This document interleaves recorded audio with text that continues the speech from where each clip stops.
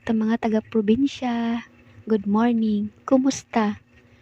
So karon na po ko'y tutorial sa inyo ha kung unsaon pag-change sa ato ang name sa atong page. Daghay nangutana kung unsaon. So karon naghimo kog tutorial.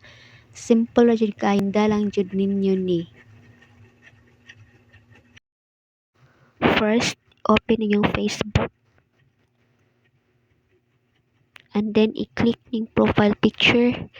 Tapos pangitaon ninyo ang inyong page kung katong gusto ninyo i-change ang name. Ako ang Batang Palaaway. And then i-click ning profile picture.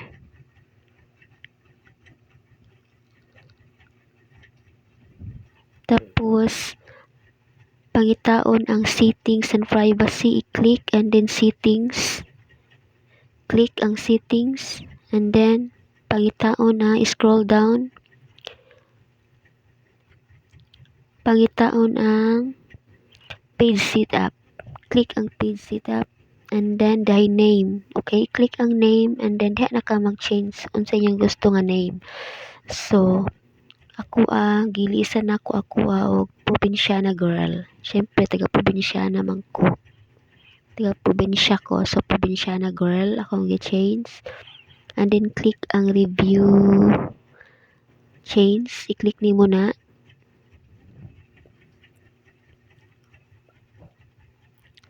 After that, okay, na siya.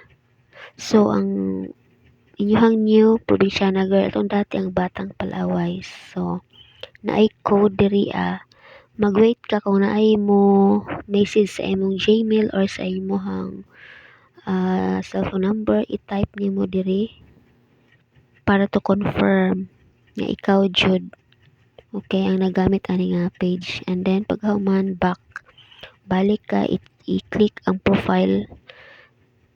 Okay, na siya. Daghan kayong salamat sa iyong pagtan-aw. Tana nakatabang ko sa gamay lang kay nga simple nga tutorial.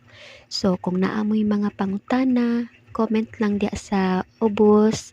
And then kung ganahan mo, pwede po ninyo i-share. Daghan kayong salamat. God bless.